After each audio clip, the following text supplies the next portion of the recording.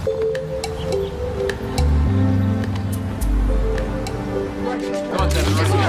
have a call to your rep. Is this gonna I believe cameras follow you around like this all the time. Yeah, believe it. Last year I hit a street light to avoid a photographer on a motorcycle. Excuse me, folks. Mr. Moore has no comment at this time. You'll have your verdict soon. If you forgive us, we have to get into court. Make a hold, please. Thank you. Thank you.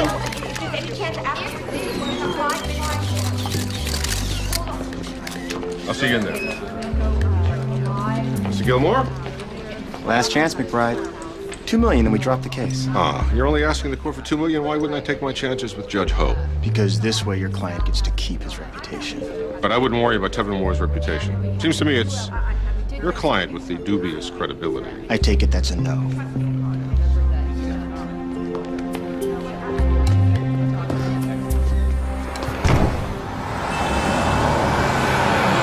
Mr. Jamison, do you remember with which hand Mr. Moore allegedly struck you? Of course I do.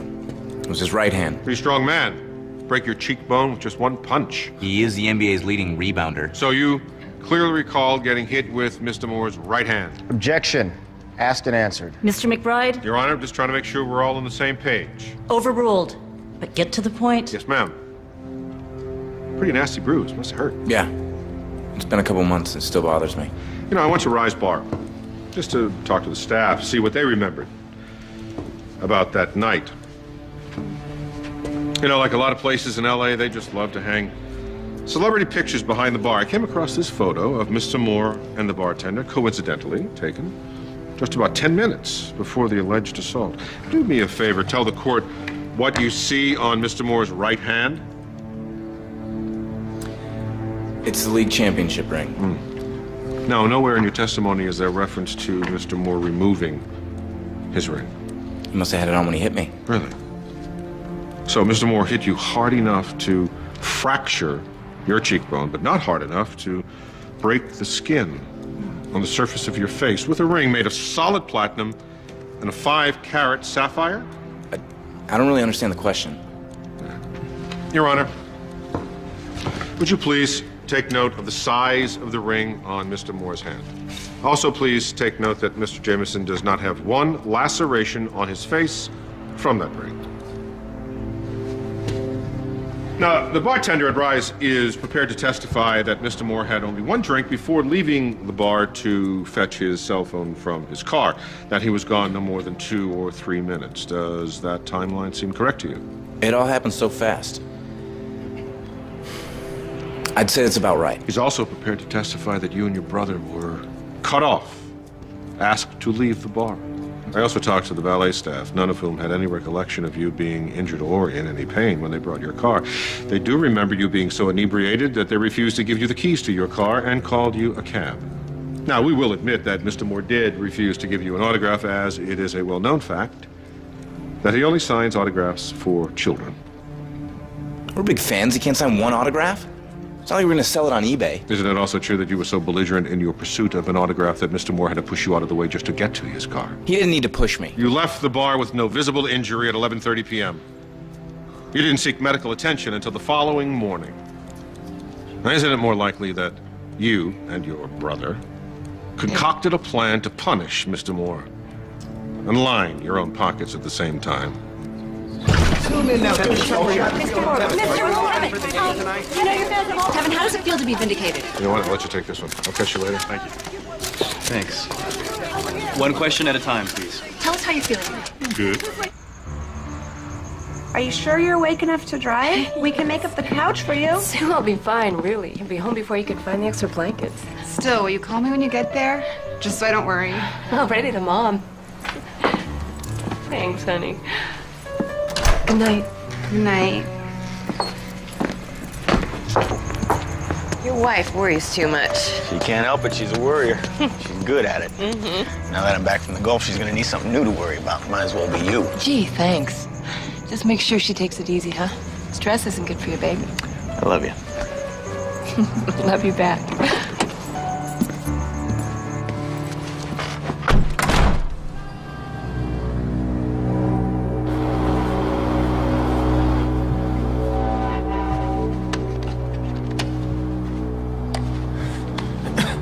Sue.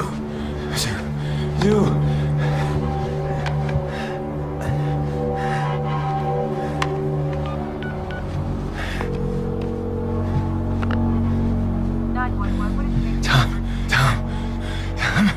Rachel. Attacked. Sue. Rachel.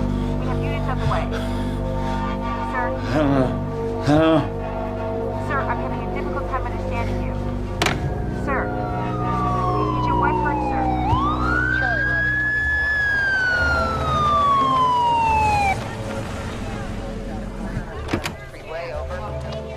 Roger that, dispatch. Charlie Robinson.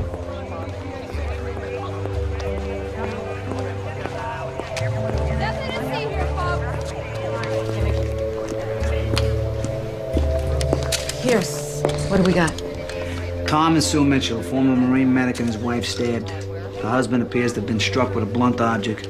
The wife was here in the kitchen, the husband out in the living room. Neighbors are saying the husband's 7 months home from Afghanistan. Welcome home. Yeah. Status of the two? The wife is in critical condition. The husband's serious. Both were taken to LA Memorial. Did you find the weapon yet? Alan can have the knife. Most likely from the kitchen. Matches the pattern of the cutlery. Forensics will run the match just to make sure. We're not sure about the blunt object. Where was the knife found? Next to the husband. They got nice latents off the handle. Test for any trace of blood. Walls, carpet, everything. Francis, any trace evidence? Well, there are no foreign fibers that we could find, but the wife had several strands of brown hair embedded under her fingernails. Looks like she put up quite a fight. We should have a comparative DNA profile with the family in a couple days. Bill, anything missing from the house? If the perp did take anything, it's nothing obvious. Well, we won't know that for sure until we get a family member to inventory the house. Get on that ASAP. I'll get on it. There's no sign of forced entry. And I don't suppose there's any point in asking if the Mitchells had a security system, right?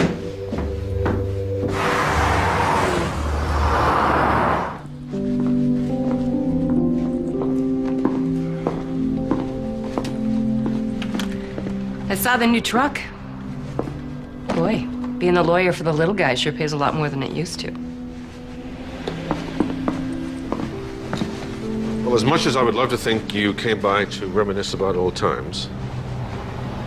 Mac, did you happen to see the news this morning? No. My brother was attacked last night. His wife was murdered. It's all over the news. Oh, Claire, I'm so sorry. They're trying to pin this on Tommy, Mac.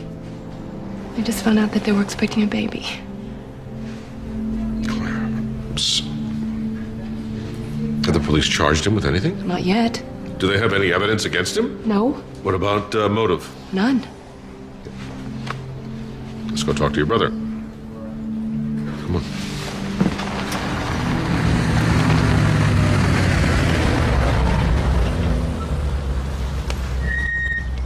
His room's down here at the end of the hall.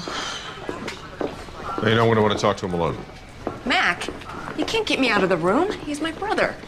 If you won't be his attorney, I have to talk to him alone for a few minutes, Claire. All right. For a few minutes. Hey, Tom. I'm McBride. Do you, remember me? You're the cop, right? Long time ago, yeah. No, I'm a lawyer now. You're my lawyer? Don't know that yet. Why don't we start by you telling me what happened last night? We'll go from there. I'll try. Daryl Field.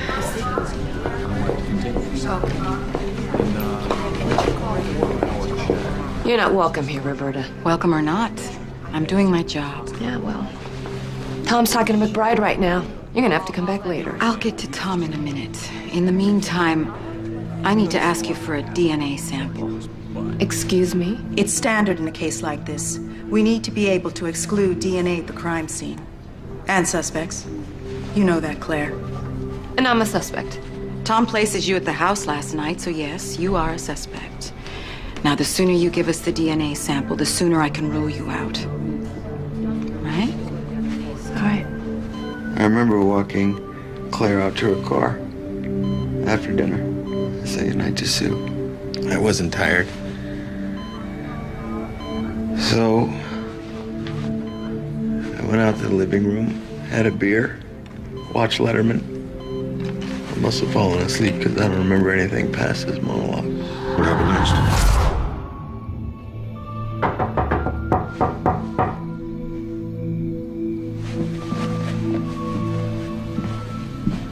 There was a knock at the door. Who was it? It's Kai O'Rourke. What are you doing here? I need to talk to you, Tommy. Yeah, well, you know better than to come to my house. Oh, just take a minute. What is it? Can't do this anymore. The arrangement isn't working. Okay, fine. Get off my property and don't ever come back here again.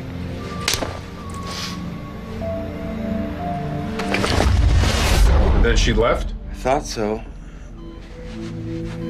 I went back inside, turned on my TV, started going down towards my bedroom. And I think I was hit from behind.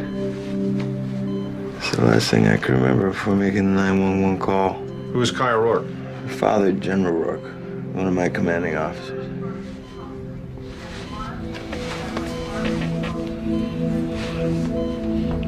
Okay, that's enough for now.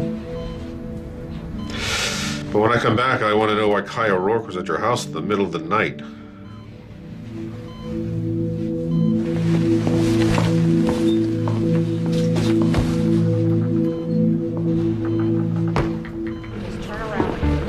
Hey, Phil, it's me. Hey, you disappeared. Where'd you go after court? Well, I've been working on our next case. I wasn't aware we had one. You keep up on the news. Did you hear about the Mitchell murder? Yeah, the war hero suspected of killing his wife? Yeah, that's the one. Please don't tell me that's our next case. All right, fine. I won't tell you that. What I will tell you is I want you to go canvass the neighborhood. See if you can find anybody that saw a woman outside the Mitchell house last night. Also pull their bank and credit card statements. I want to get to know these people. Also, find me an address on Kaya Rourke. It's K-A-I-A-R-O-U-R-K-E.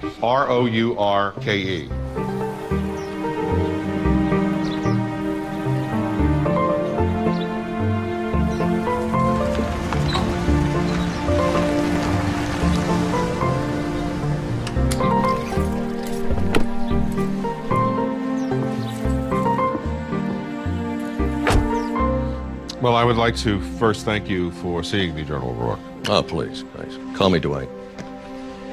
One of the other men at Tom's regiment had already called and briefed me on what happened. I feel like Tom was one of my own kids. Terrible tragedy. I'll do anything I can to help you. Thank you. Actually, I was hoping I might be able to talk to your daughter, Kaya. What does Kaya have to do with this? Well, sir, I have information that places your daughter at the Mitchell house last night. What would she be doing there in the middle of the night? She barely knows Tom. I don't think she's ever met Sue. Right. Is it possible I might speak with her? You know, I hate to say this to you, Mr. McBride, but I think you've been led on a wild goose chase here. My daughter has been a resident of the Oak Valley Rehabilitation Center for the past 2 weeks. So, I assure you, she wasn't in the Mitchell house last night.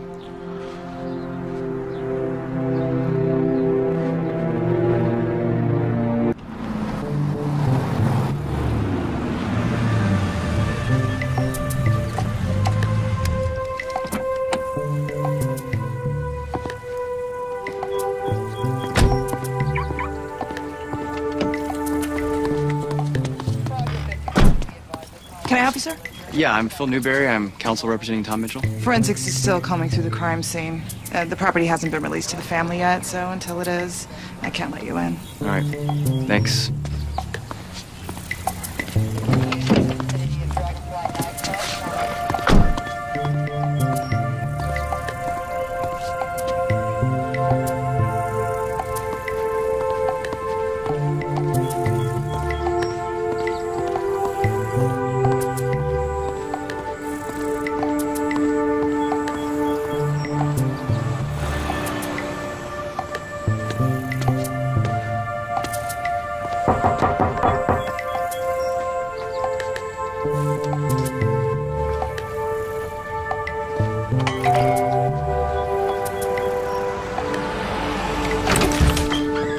The name is Glynis Jackson.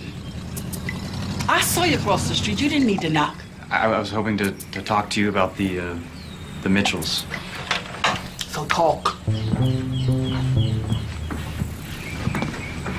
So? Is there something you want to ask me? I don't have all day.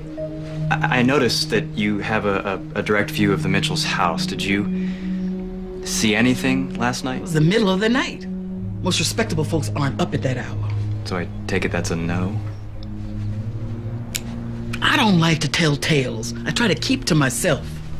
But things haven't been right at that house ever since Tommy came back from the war. How do you mean, not right? Well, it just seems to me that Susie's been alone a lot more than she used to be. And they must be doing pretty well for themselves lately, because not a week went by when a delivery man didn't show up at that house with something fancy. And they got brand new washer and dryer, a great big old green SVU, and one of those flat TVs that's so big, I can watch Wheel of Fortune from right here in my living room chair. Did Tom have another job that you were aware of? Well, why don't you ask him? You're his lawyer, aren't you? Well, I guess that's it. Thank you for your... you know that there is one more thing, Mrs. Jackson. Sue Mitchell died in surgery this morning. Tommy, is he gonna be all right? Looks that way. But he is a suspect. Tommy couldn't have had anything to do with this. The only husband I ever saw with more love for his wife was my own dear departed Marvin. Well, if you think of anything else, could you give me a call, please?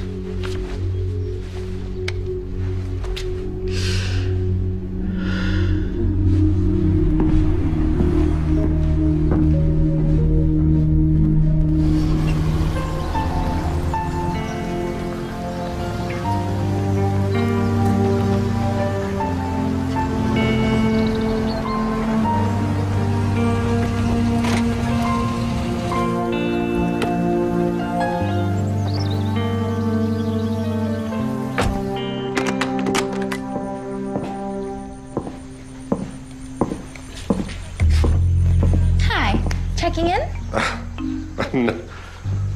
No.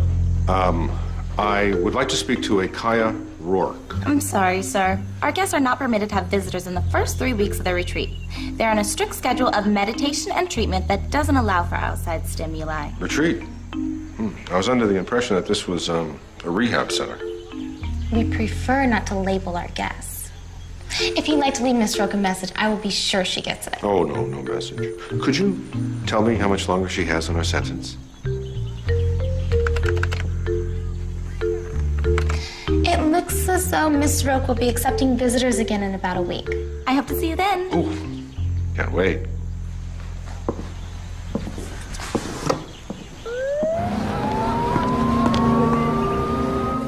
Robbery. What do you want, McBride? I need you to issue a material witness warrant for Kaya Rourke. And why would I do that? She was at the house, Roberta. If she didn't do it, she knows who did. We all know who did it, and he's already in police custody. Sorry, did I miss the trial? Have you even talked to your client, Mac? His account of the night of the murder makes absolutely no sense. Look, Roberta, Kaya was there, all right? But I spoke with the people at the Oak Valley Rehab Center. She checked in 2 weeks ago.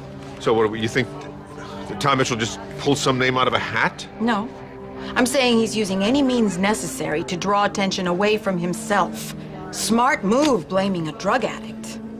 Too bad she has an alibi. Alibis can be broken. All right. Explain to me a blood trail between the two victims and nowhere else. The blood trail follows the murder weapon. What about motive? Robbery? There's nothing missing from the house. Take a look, Mac. All of this evidence points squarely to your client. I just want you to consider the possibility that your judgment is impaired by the person who asked you to take this case. I could say the same thing about you. I'm his sister.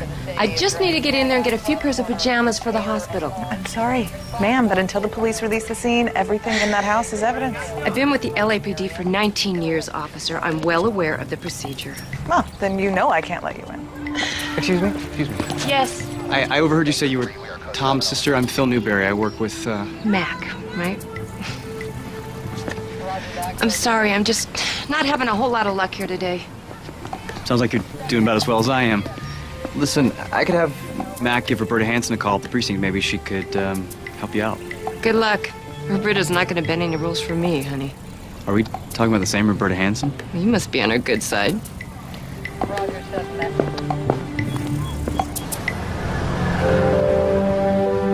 Lucy, I'm home.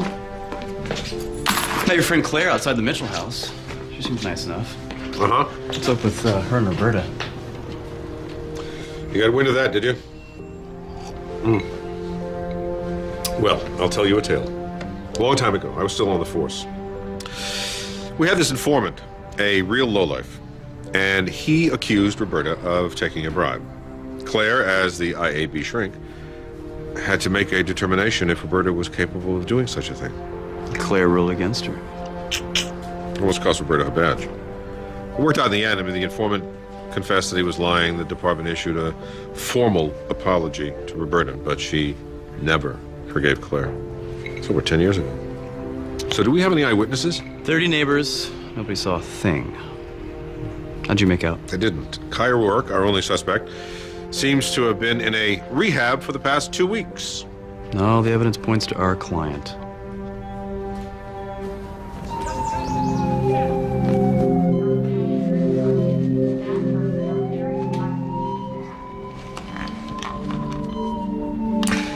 Exactly how many mistakes have you made, Tom? What do you do, Mr. McBride? We officially on the clock? That will depend on you. Why was Kai Rourke at your house in the middle of the night? I know what you're thinking. And yes, I had an affair with her. I'd never done anything like that before. Were you going to leave your wife? Never. I love Sue more than I loved anyone in my entire life. Okay, why was she at your house? She said she was in trouble. That we were in trouble.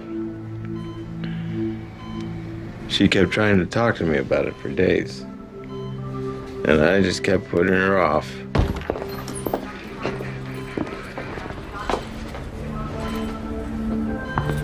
I'll have a statement prepared in the morning. That's fine. Go ahead, Larry. Thomas Mitchell, you're under arrest for the murder of Susan Mitchell. You have the right to remain silent. Anything you say can and will be used against you in a court of law. You have the right to an attorney. If you cannot afford an attorney, one will be appointed to you. Work the game this weekend? Yeah, I was thinking about it. What about you? Another few weeks and I'll be able to sign you back into active duty. How's that? I really appreciate it. Thanks. I'm ready to go back to work. Tell Sergeant Katja said hello. I will. Thanks, Claire. Hey, Mac. You ready to come in? Yeah. Come on. You still chasing dirty cops, huh? Mm-hmm. I thought by now you'd have gone into private practice. What can I say? Being the disciplinarian must fill some deep-seated need. So what brings you here, Mac? Tom's been arrested. He asked me to come over because he didn't want to tell you on the phone. How well do you know your brother, Claire? Tom didn't do this, Mac. I'm not... I just need to have all the information I can. The DA is going to turn his life inside out. Did you know Tom was having an affair? I swear to you, I didn't know. You knew a girl named Kai Rourke? No. Why? Did she have something to do with Sue's murder? I don't know. But I intend on finding out.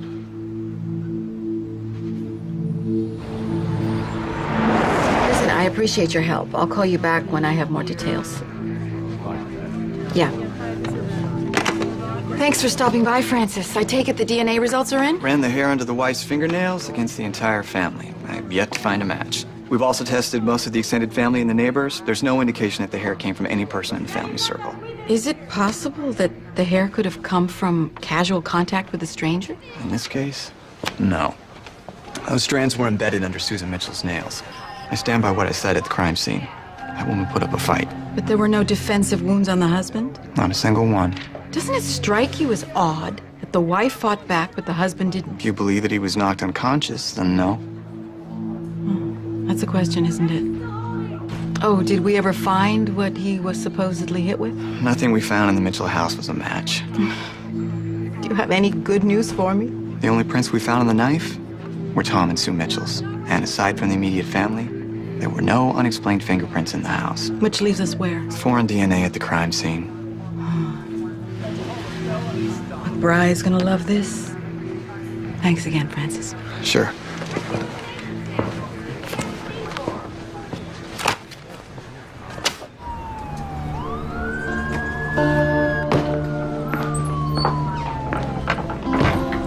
What? It can't possibly get any worse than it already is. Why didn't you tell me about your affair? Oh, was that something that you would really want to know about, huh? That's not the point. We all make mistakes. You don't hide from them. You think I don't know that? Don't you think if I could go back and undo it all, that I would? So do you love her? No. There was never anybody but Sue. Okay.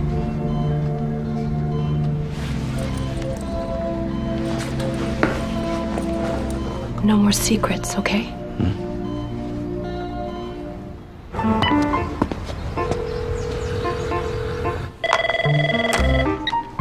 Hey, Mac. Hey, Phil, any updates? Actually, there is something kind of interesting. I didn't really think much about it at the time, but one of the neighbors mentioned that the Mitchells had been buying a lot of expensive stuff the last couple of months, and that Tom wasn't home very much. So I get the credit card statements this morning, and they definitely seem to corroborate what the neighbor said. A lot of purchases well beyond the family's means. Not just any kind of purchases, like expensive flowers, fancy dinners. Huh. Sounds like guilt gifts. I don't know. I think the most important question now is, where is all this money coming from? Well, we got to find that out. Listen, you keep digging. I'll talk to you in a bit.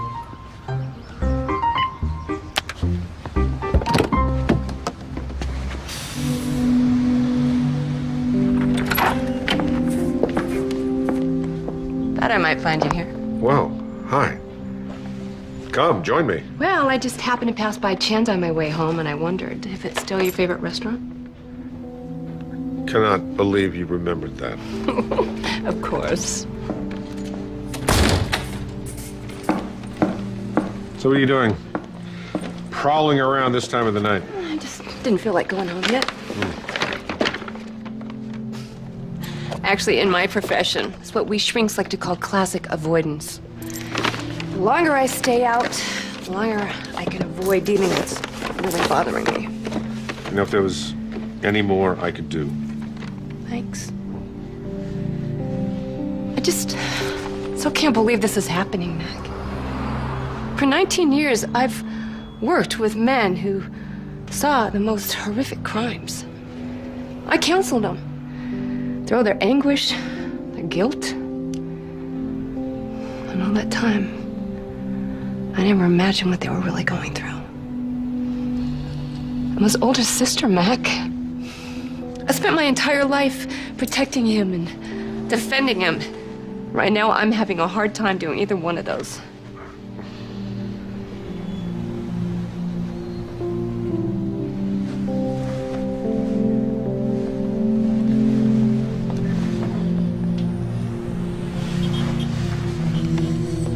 Claire.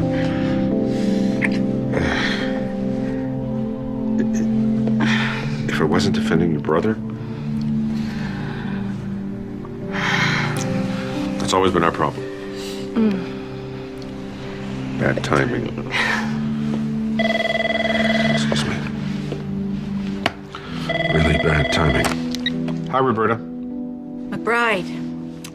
Look, I just wanted to call and let you know that the DNA results came back, and the hair under the victim's fingernail does not match Claire or Tom Mitchell. Right. Okay, thanks. We'll talk later. Right. You know, Mac, never did understand what you saw in her.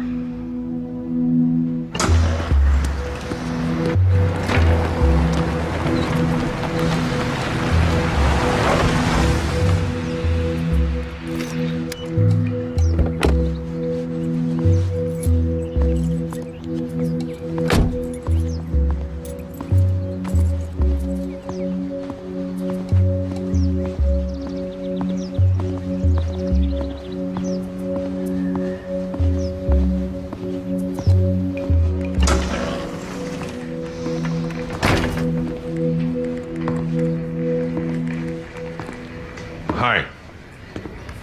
Can I help you? My name is McBride. I'm an attorney. I'm representing Tom Mitchell. Oh.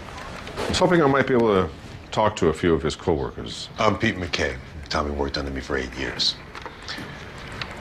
Why don't we talk in the other room?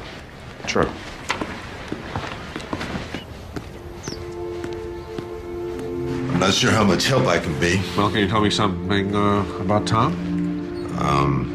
He's a really good guy. A fourth-generation paramedic. I started under his father, and his cousin Jeff works over in the Palisades. I threw Tommy his bachelor party when he married Susie. No one here believes Tom killed his wife. Any enemies that you know of? Anyone who might want to do harm to him or his family? As I said, you know, he's a good man who loves his family. But he can't seem to help himself from getting into hot water. Any trouble the last few months? Since Tommy came home from Afghanistan, he's been a little out of sorts. How so, out of sorts? His behavior more erratic. I don't know if it was the war that changed him or the girl. Got a name for this girl? Of course I got a name for the girl. Kaya Rourke. Have you ever met this, Kaya Rourke? Met her. Came by the station every day Tommy worked. Sometimes when he wasn't even here. I swear, half the time Kaya showed up, she was on something. Any indication that Tom might be using drugs? You mentioned his erratic behavior. My men take a drug test once every 60 days. Tom was clean. Do you remember the last time you saw this Kaya Rourke here? Of course I do. A week ago.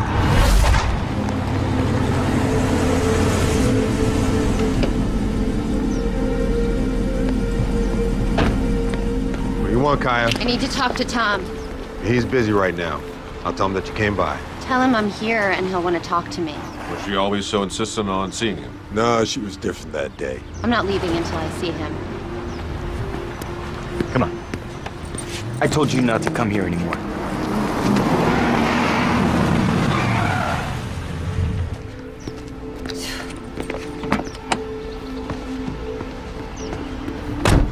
Kaya, get in the car. I just need a minute, Daddy. I said get in the car. I need to talk to you. It can't wait. This is not the time or the place, Kaya. I can't do this by myself, Tom. We can talk about it later.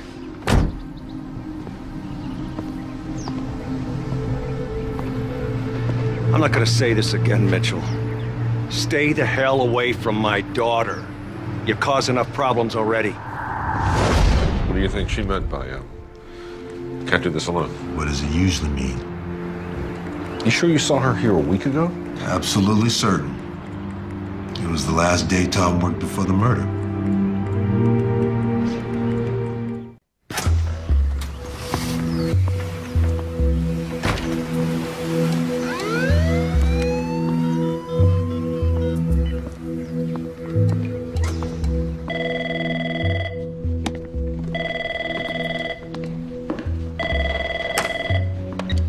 Hey, Mac. Hey, Phil. Listen, I need you to do something for me. The DA has decided to do a bedside arraignment instead of waiting for Tom to be discharged. Okay, what do you need from me? I want you to go to the rehab center. Do whatever it takes to talk to Kaya Rourke. I think she might be pregnant. Plus, Lieutenant McKay places her here at the paramedic center 5 days ago, which means she could have been at the house that night. Break her alibi, Phil. Might just have our motive. I'm on it. All right, talk to you later.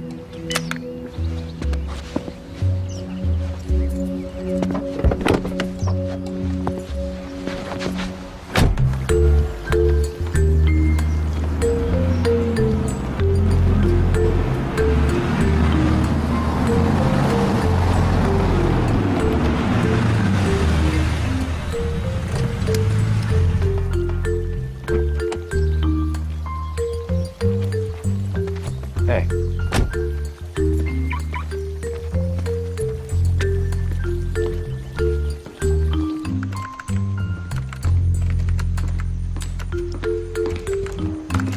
Hi, checking in? No.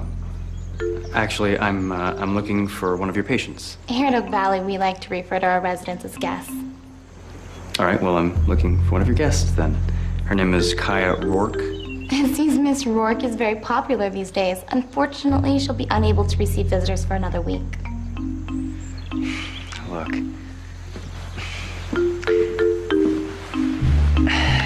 Kaya's my little sister, and I know she's gotten into a lot of trouble lately, but I just want to check on her, make sure she's okay. I can assure you, all of our guests are well taken care of. I really just... I just need 5 minutes. Sir, I am dedicated to the health and well-being of our guests.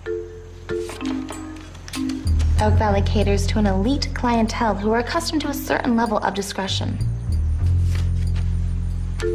And I am very well compensated for that discretion.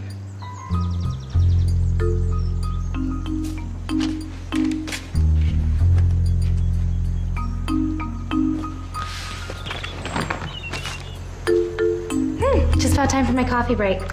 I'll be back in 15 minutes should you require further assistance.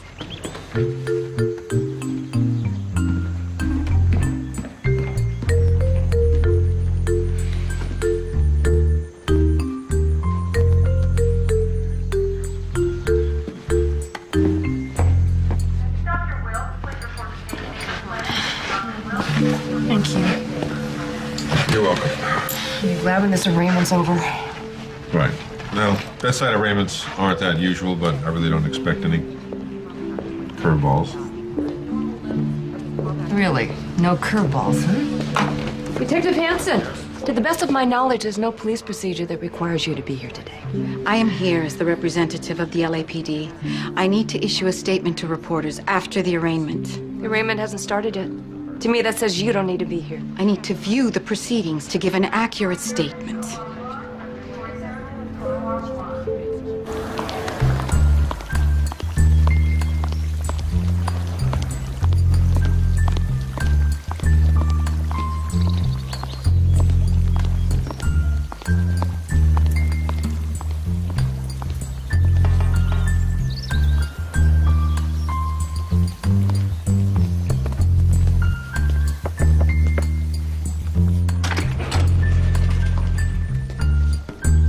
Ms. Rourke?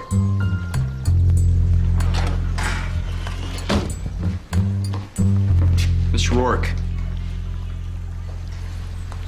Told you people I don't want to go to group therapy. I'm not leaving this room today. I don't work for the center, Kaya. My name is Phil Newberry. I'm an attorney. I'm with the legal team representing Tom Mitchell. What do you want from me? We have a lot of unanswered questions that seem to lead back to you.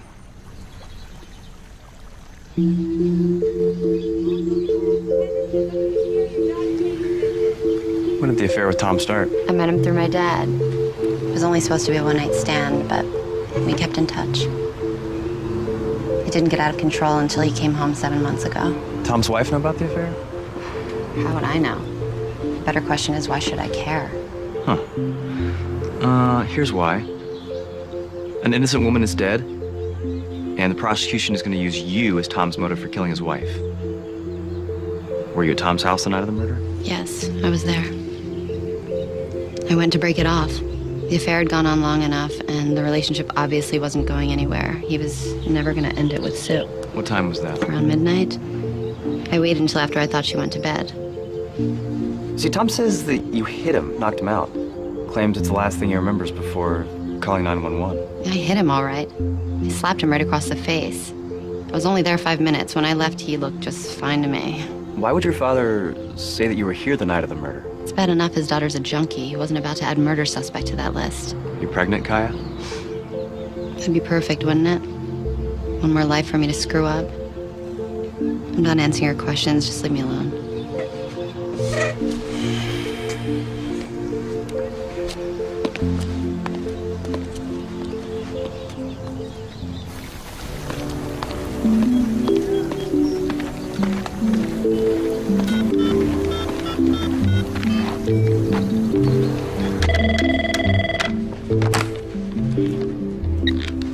Hey, Phil. Hey, Mac.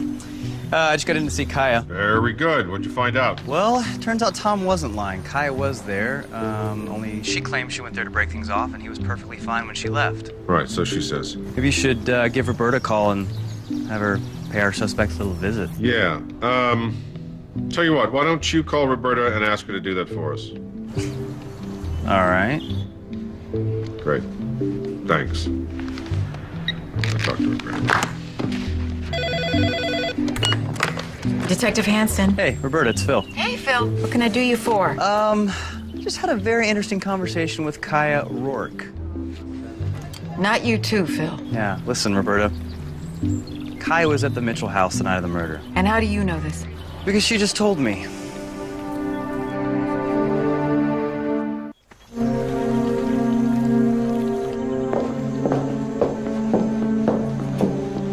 Hi, checking in? Let me guess. Kai Rourke? How'd you know? Just a hunch. I've already told your little friend everything I know. Why don't you go talk to him? I'm not asking Mr. Newberry. I'm asking you. Like I told Mr. Newberry, he was fine when I left. Unless you're arresting me, I've said all I'm gonna. All right. You might want to look into hiring an attorney.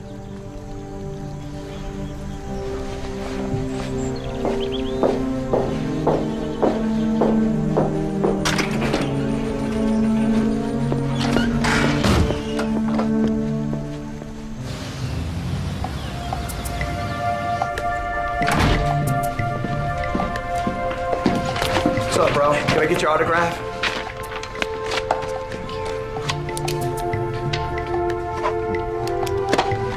Thanks. Thanks a lot, dude. Later.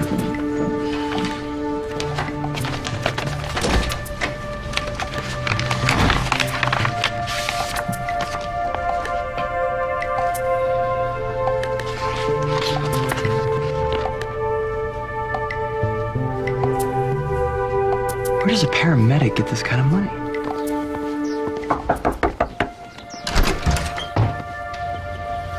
I have nothing more to say to you. I know you lied to me about where your daughter was the night of the murder. My daughter had nothing to do with that murder.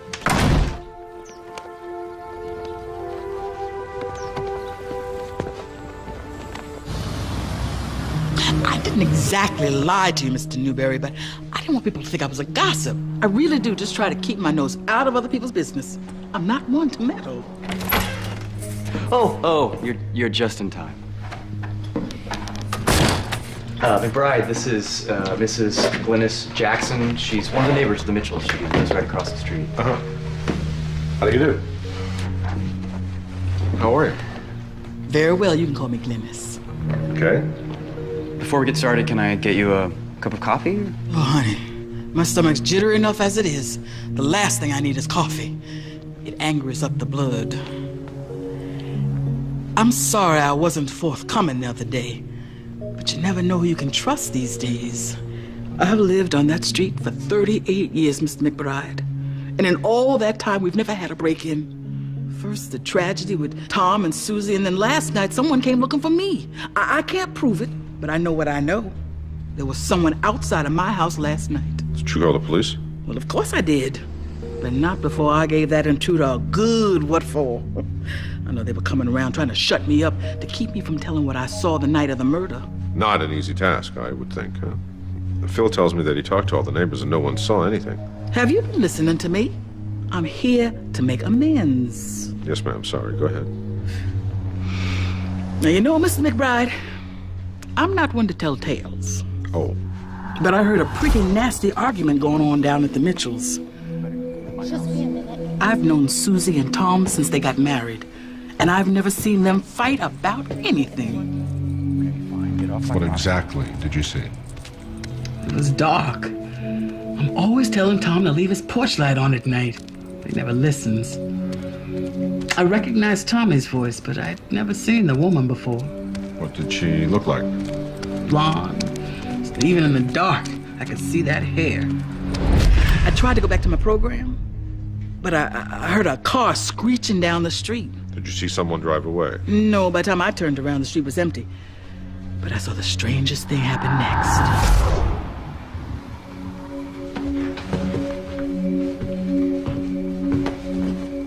And you saw a second person go into the house? I thought about calling the police, but it wasn't like the man broke down the door. He just walked right in. Now, you're positive you saw two people besides Tom outside the house? I may be old, but I'm not blind. Can you describe the other person? I told you it was dark. All I saw was that blonde hair. Mrs. Jackson, why didn't you tell the police what you saw? You got to be careful, Mr. Newberry. It's dangerous getting involved in these kinds of affairs. Well, I'd love to stay around and chat, but I've got water aerobics at the Y at 10.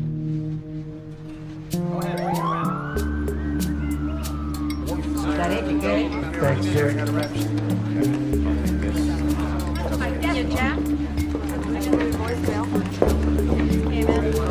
McBride, looking for me? Actually, no. I was looking for Colin Pierce. Hi, Sullivan. Hi. I understand you're trying the Mitchell case. That's right. In fact, I was just going to have the autopsy reports messengered to your office. Thank you. Roberta, I'll speak to you later. Yes. Mr. McBride, I trust we'll be speaking again soon. Don't you know it? Have you read this? No, I just got them myself. No one besides the coroner has seen them yet. May I ask why you're looking for Officer Pierce? Oh, I was down in records. Santiago said that he was the cop who canvassed the neighborhood. I just have a couple of questions for him. Why don't you wait in the conference room? I'll call down to his sergeant and have him meet you there. Why don't you join us? Sure. Good.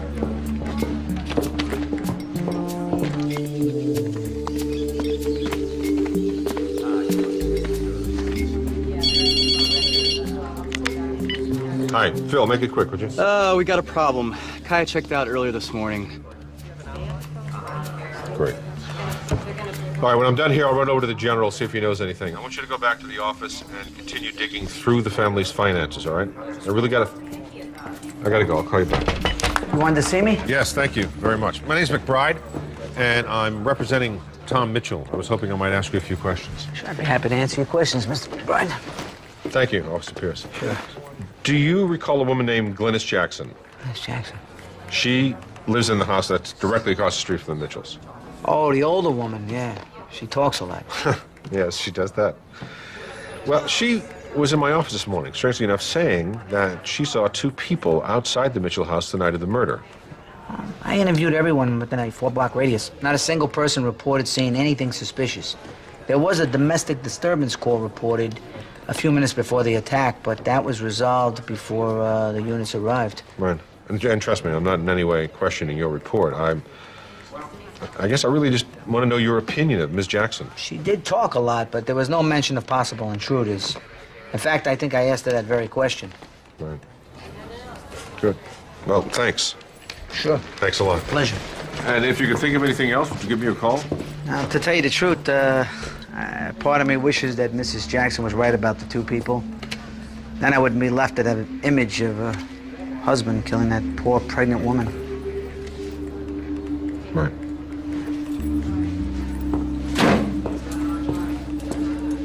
All right, so we know Kaya was there, and, you know, I believe Glynis about the second person. What? Don't, Roberta, come on. You're too good not to know that there's something missing here. I build my case on the evidence I have. You talked to Kaya. You know she was there. You think she went there in the middle of the night just to break it off with Tom. Have you seen this girl, Mac? Do you honestly think that she could inflict that much damage on two people, let alone a man twice her size? We're not talking about one person now. We're talking about two. You know me well enough to know, Mac, that I'm never satisfied with the easy answer.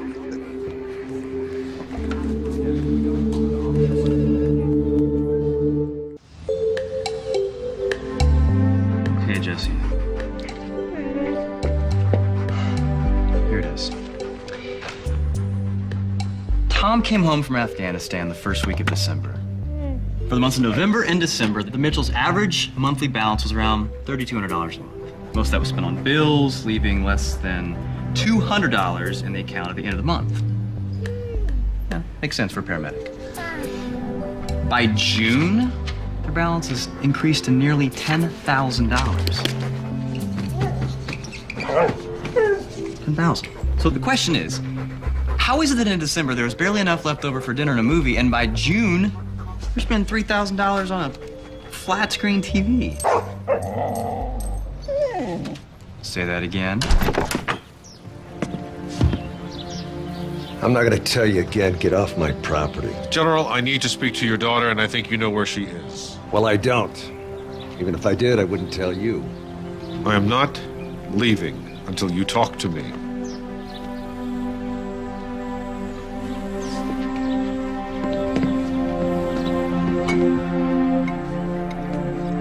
Kaya wasn't here that night.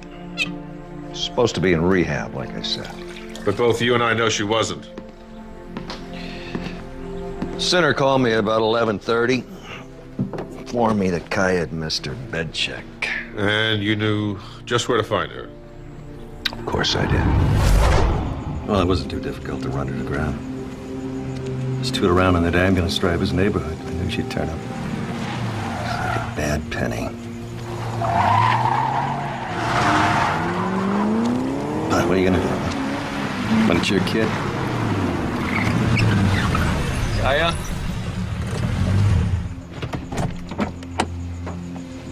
Kaya, come on, get in the car. I have had it with you. Come here. Tom's a married man. You can't just show up at his house. Can't stop me. He doesn't want you anymore, Kaya. Can't live without me.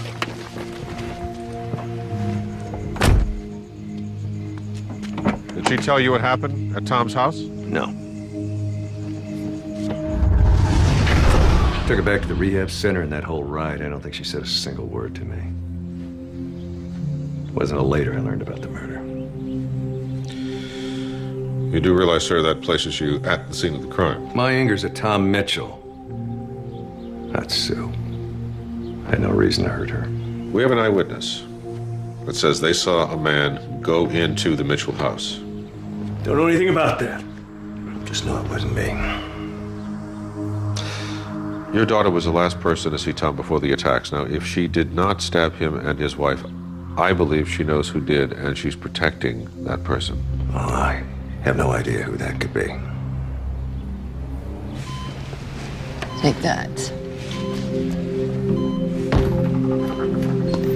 Any news? I would rather you not be in here for this. Would you mind running down to the cafeteria? I got no more room for Jell-O anyway. Of course. What would you like? Sandwich. Be great. All right.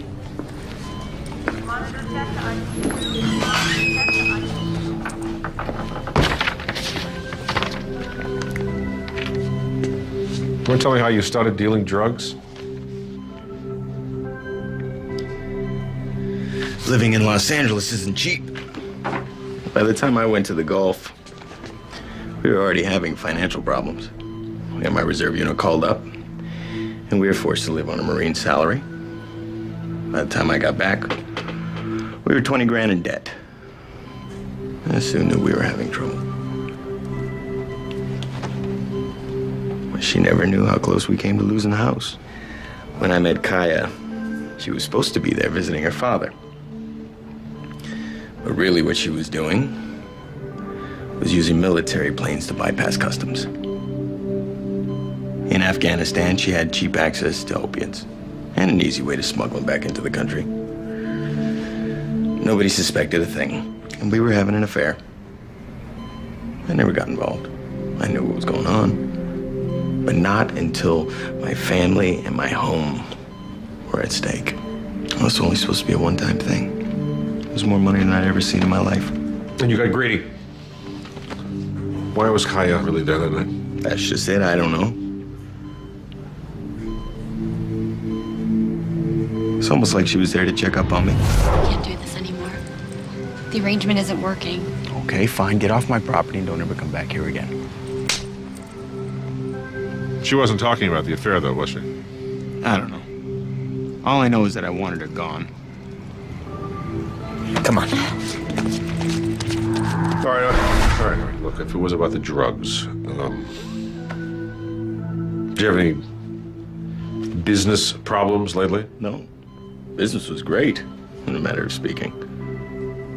The longer I did it, the better I got. I was making more money faster than I could spend it. All right, look, an eyewitness said that they saw 2 people on your front porch that night, not 1, 2. Do you have any idea who that other person was? Who else was involved with the drugs? Nobody. It's not how it worked. It was a system of blinds. You had your contact and you had your clients. The fewer people that knew each other, the better. I never dealt with anybody but Kaya. Should have told me about the drugs from the outset. Look, I'm already a cheater and a liar, Mr. McBride. If I had told you that my involvement in a drug ring may have gotten my wife killed, would you have still taken my case? I'm not representing you on a drug charge. I took your case because I believe that you didn't kill your wife. Now, you withheld critical information from me, your attorney. We've wasted precious time that could have been better spent trying to save your life. I'm sorry. All right, look. You've obviously made somebody very angry. We have to find who that somebody is. Kai is the one with all the answers.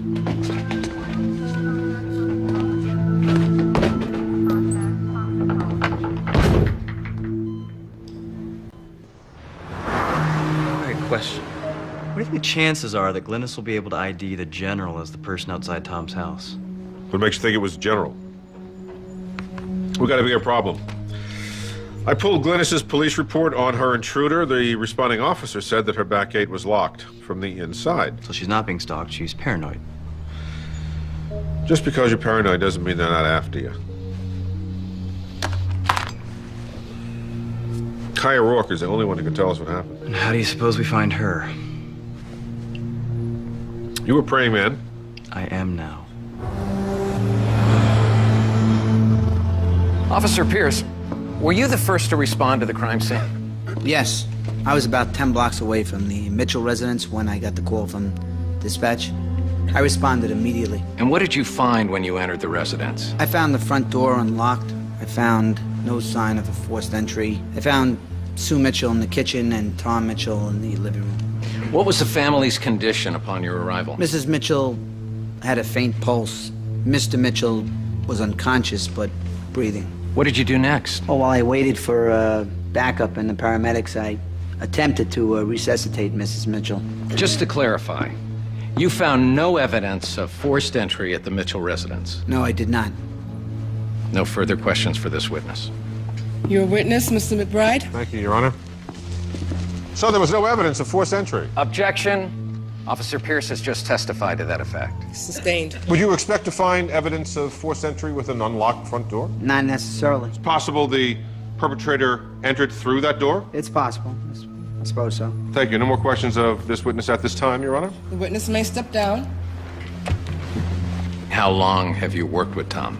About 8 years. Less the 18 months that he was over in Afghanistan. He's been working with me pretty much since he graduated from college. Would you describe your relationship as close? Very close. I look at Tommy as like he's one of my own kids. Did you notice any change in his behavior after his return from the war in Afghanistan? Tom is not the first of my men to go off to war. Specifically, what changes were you aware of? Well, for one, before the war, he had always been a faithful husband. So are you saying, Lieutenant McKay, that the defendant was having an affair? But you said he couldn't bring up the adultery. Prosecution can't, but when it's out there, it's fair game. I don't know many of the specifics, but I do know that he was having an extramarital relationship. Lieutenant, how much medical training are you required to complete? Quite a bit. Paramedics attend a 15-week training course, and then a hospital rotation that's roughly equivalent to that of a medical student. And isn't it true that Tom's service with you prompted the U.S. Marines to recruit him as a reserve medic? Yes, it is. Tom's work is exemplary. Would someone with this level of medical knowledge be able to inflict a wound that was serious in nature, yet not fatal? Well, I suppose so, but I mean, you know, Tom... You've already testified that he was capable of infidelity, and you've also just testified that he's capable of inflicting a non-mortal wound. Isn't it likely, Lieutenant McKay, that Tom Mitchell is capable of murdering his wife in cold blood? Objection! Slandering the defendant, the prosecution is putting words in the witness's mouth. Sustained. No more questions. Your witness. Lieutenant McKay, you said that you were aware of Tom's affair. Are you aware of with whom he was having the affair? Yeah, her name is Kai O'Rourke. And how do you know her? Kai would make her presence known at the station even when she wasn't welcome. Her presence caused friction? More than a little. And towards the end, her father got involved. Really? That wasn't a usual occurrence? No. No. I mean, she'd show up by herself, but the last couple of times, General Rourke showed up and threatened Tom. Threatened? How? He said that Tom had caused enough trouble and that he needed to stay away from his daughter. So there were a number of people who had motive to hurt Tom Mitchell and his wife. Objection. Asking the witness to draw a conclusion. Sustained. Well, last question, Lieutenant. What does Kai O'Rourke look like? Shapely, long blonde hair. She'd be beautiful if she took care of herself. No more questions. You may sit down.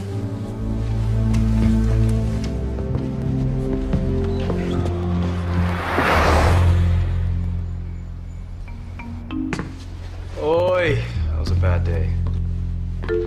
Well, Really too bad we couldn't suppress the infidelity. It's too bad Sullivan got the witness to bring it up himself. You know what? He also established that Tom has the medical know-how to stab himself nearly to death. Guess the only good news is that we may have planted a seed in the jury's mind that Tom had a lot of enemies. So what, we're hoping for a hung jury? Gotta go for acquittal. But right now, Tom Mitchell needs a miracle. McBride?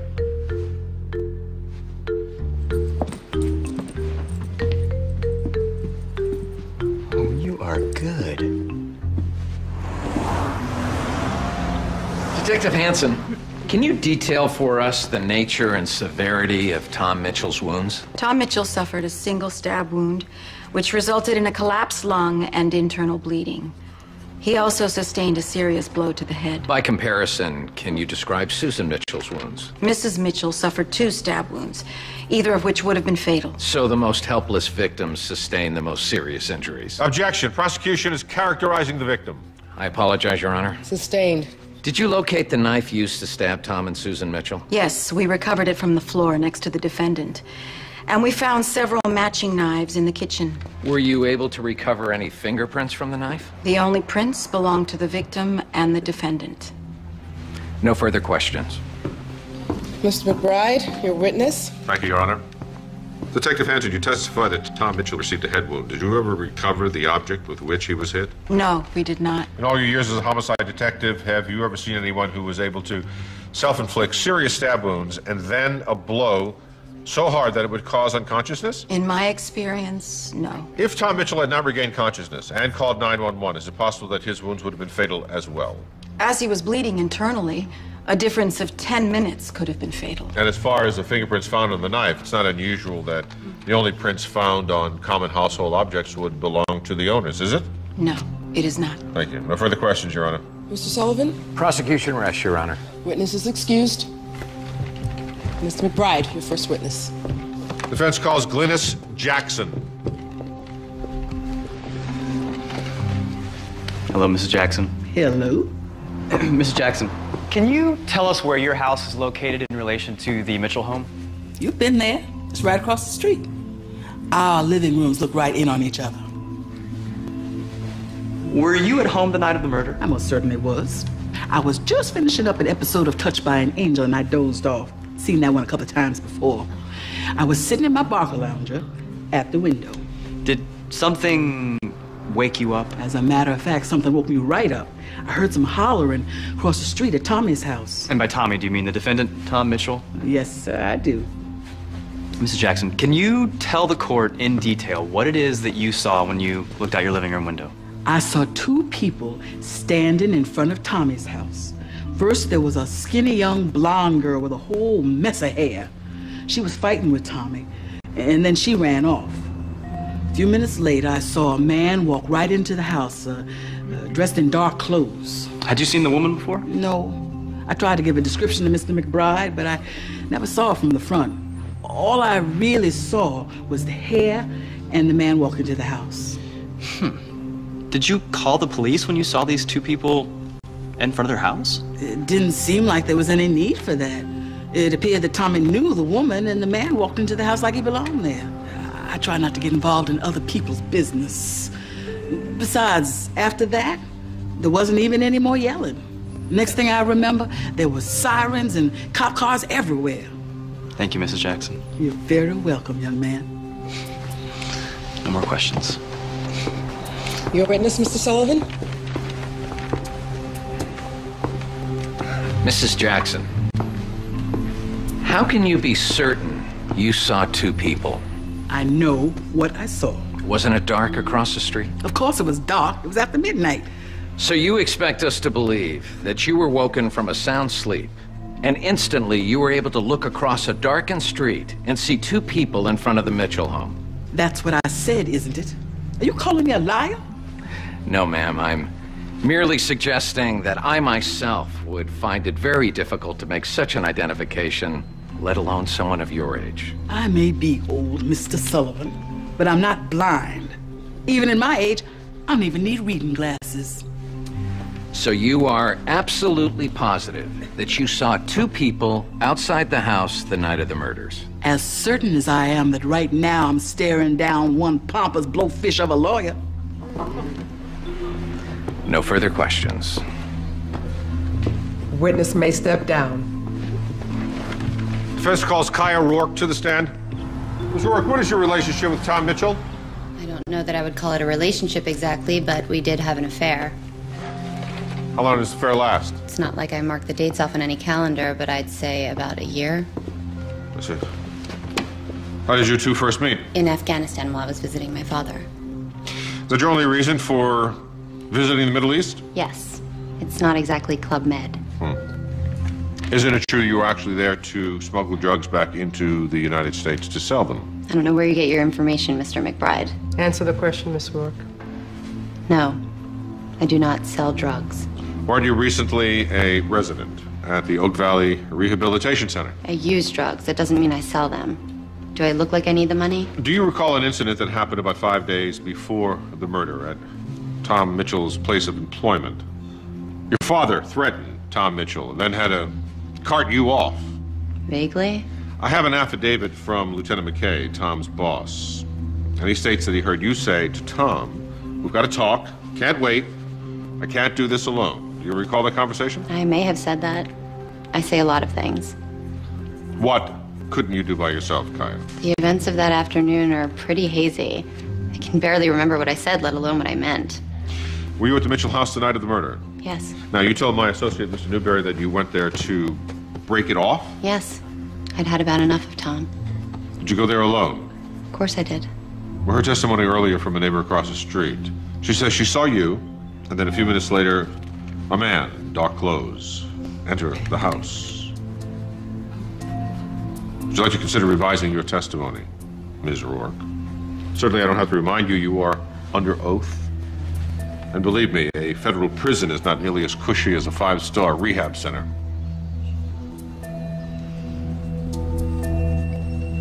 Ms. Rourke? Who was with you at the house that night, Kaya? You need to answer the question, Miss Rourke. Answer the question or I'll be forced to hold you in contempt of court. This is your last chance.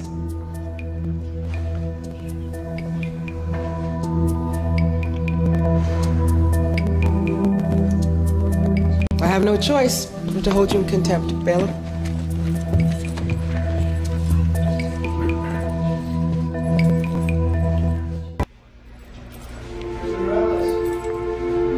Why can't you people just leave me alone?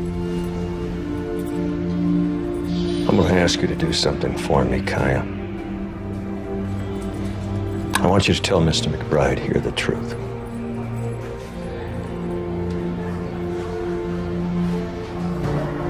Why did you really go to Tom's that night? Because I wanted to make sure he was all right.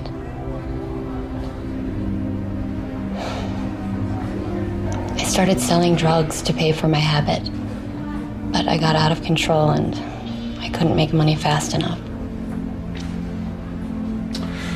So you started skimming off the top. First, it was just a few dollars here or there. Then a few hundred, and finally a few thousand. My contacts started to notice. He thought Tom was stealing, and I didn't correct him. He asked me where he lived. He said he just wanted to talk. But you didn't believe him, so you went to make sure Tom was all right. I swear to you, I was only worried that he might rough him up. It wasn't that much money. I didn't think he'd kill for it. Kaya, I need a name. You can have me, Mr. McBride. But jail is nothing compared to what he'll do to me if I give you his name.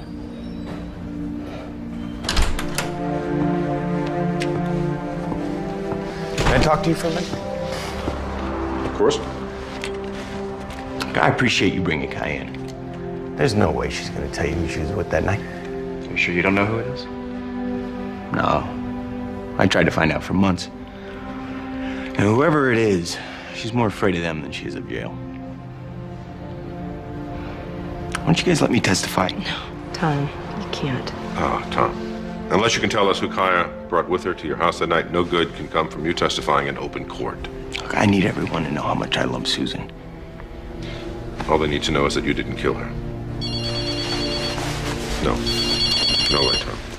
Sorry, I'll see you guys tomorrow. Hi. Hey, are you finished for the day? Yeah, I'm just finishing up. I was heading back to the office. Forget the office, Mac. You need to come to the station. Okay, I'll be right there.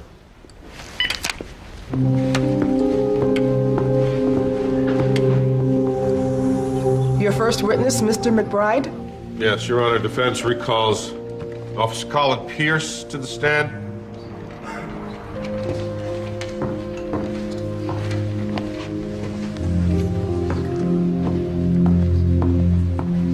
Remember, you were still under oath, Officer Pierce.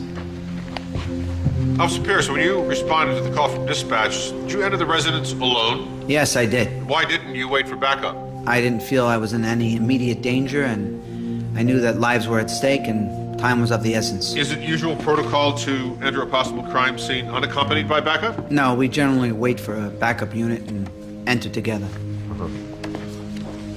I have here the dispatch log from the night of June 12th. It states that prior to Tom's 911 call, 2 units were already en route in response to a domestic disturbance call.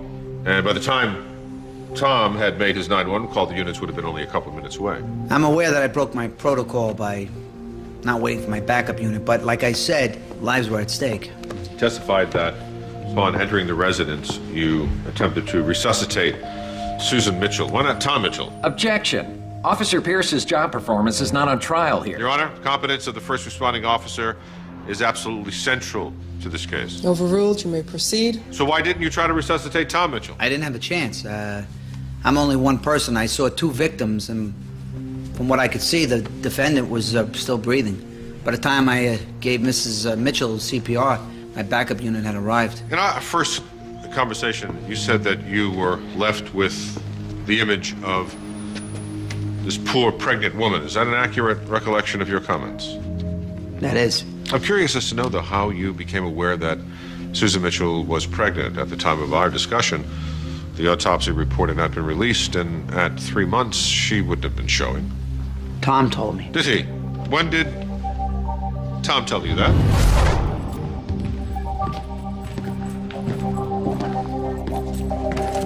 My wife. She's pregnant. Help her. Okay. He was asking for my help. Earlier, you testified that you thought he was still breathing, and now you're saying that Tom talked to you? It was a horrific scene, Mr. McBride, and I forgot to tell you, Tom spoke to me. Forgot. And why do you think he would ask for help to save his unborn child if he wanted his wife dead? Objection. The witness is in no way qualified to answer that question. Sustained. None of this information was in your original report, Officer Pierce. Why? I didn't think in any way it was related to the crime. Isn't everything that happens at a crime scene related to the crime? No need to answer that. No further questions, Your Honor. Mr. Sullivan? The people have thoroughly exhausted their questions for this witness. Officer Pierce, you may step down. Defense would request that Officer Pierce stay in the courtroom, Your Honor. The court grants your request. Officer Pierce, you may step down, but do not leave the courtroom. Defense recalls Detective Roberta Hanson to the stand. Detective Hanson, isn't it a fact that you recovered hair from underneath Susan Mitchell's fingernails? Yes, there were several intact strands of hair caught under her nails. Did DNA testing prove positive for any of the immediate family circle? No, it did not. We tested not only the extended family, but everyone who had day-to-day interaction with the Mitchells. Did you subsequently find a DNA match? Yes, we did. Officer Colin Pierce. Objection. This cannot be entered into evidence without a hearing, Your Honor. Your Honor, I only became aware of this information yesterday, and if you'll allow me, I will prove it is admissible in court. Overruled. Make it quick, Mr. McBride. So, how did you come by Officer Pierce's DNA? Did you first secure a warrant or Officer Pierce's consent? I didn't need to. Legally, it's called prior abandonment. Detective Hanson, would you explain prior abandonment to the court? Essentially, it means that when you discard anything, an assumption is made that you abandon your rights to that object. Legally, law enforcement can use that object for whatever purpose they deem fit. In other words, once Officer Pierce threw the can away, any DNA or other evidence that you might lift from the can is admissible in court. That's correct. What prompted you to run a DNA test on Officer Pierce? I was curious as to how Officer Colin Pierce knew that Susan Mitchell was pregnant.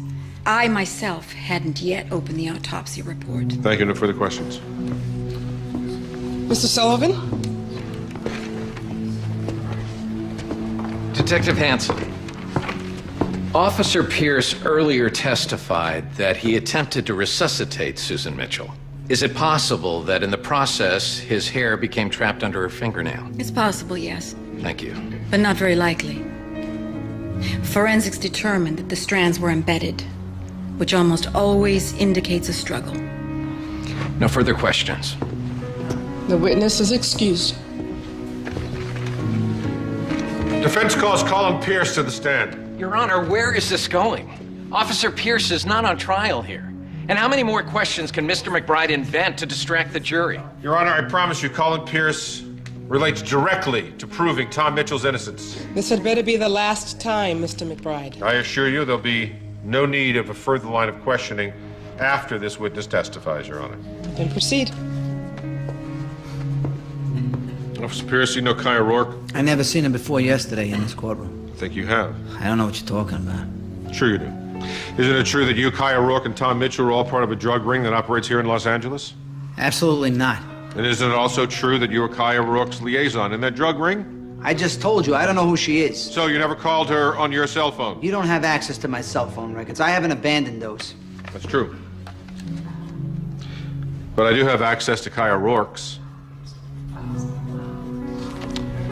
You know, the way I figure it is, you only meant to kill Tom Mitchell. But then Sue Mitchell woke up. I need to talk to you, Tommy. You know better than to come to my house. It'll just take a minute. What is it? We can't do this anymore. The arrangement isn't working. Okay, fine. Get off my property and don't ever come back here again. Come on.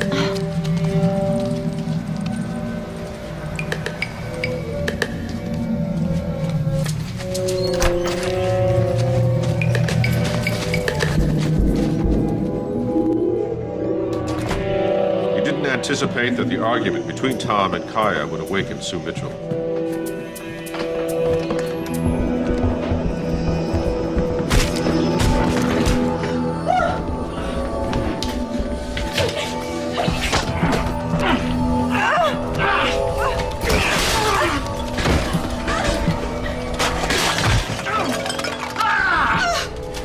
Please don't do this, I'm pregnant!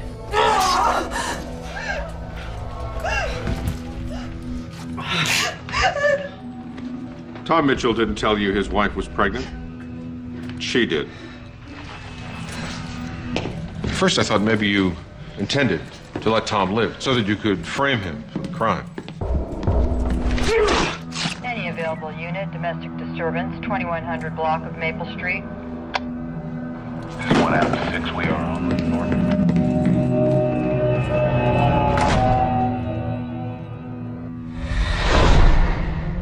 And you felt safe entering the house as the first responding officer, because then any forensics evidence that you might have accidentally left behind could be easily explained. One thing you didn't count on was the one person you actually wanted dead would survive. I don't like thieves, Mr. McBride.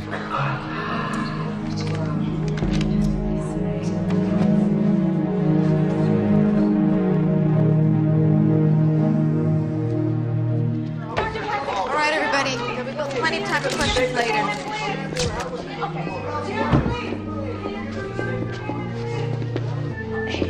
I'm sorry I was so hard on you. Well, I could say the same thing. You're a good cop, Roberta. You always were. I guess I was just afraid you'd be the reason that Tom went to jail. I'm glad things worked out.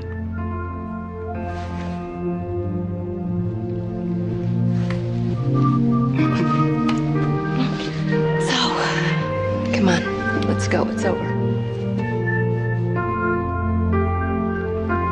can you look at me? Tommy, we're family. No matter what mistakes we ever make, that's never gonna change, honey. I love you. Let's go home.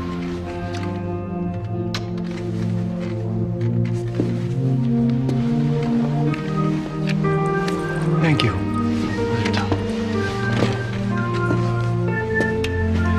Thank you. You're very welcome. Come here. Couldn't have done this without you.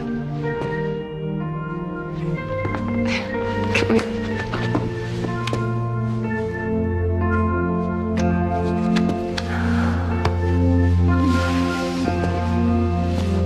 Thank you.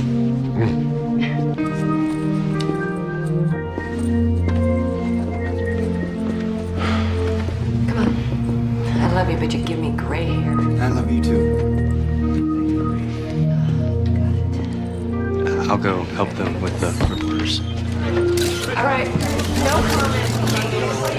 So, for all the favors you've ever done for me, have I ever said thank you? No, not that I can remember.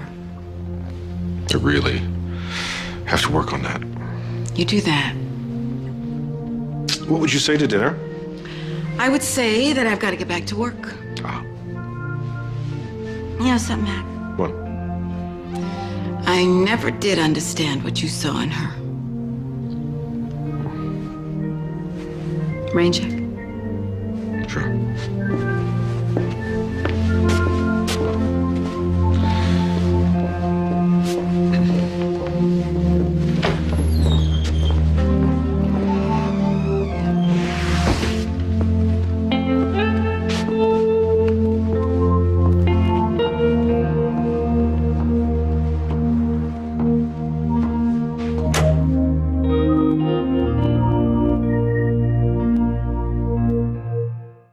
My name's McBride. I'm an attorney. Seems like you need one. What's another name for smart? Where are you going with this, Mr. McBride? Tough. My client's life is at stake. And dedicated. I don't like to see anybody get railroaded. The name is McBride. Who's gonna hurt it? And just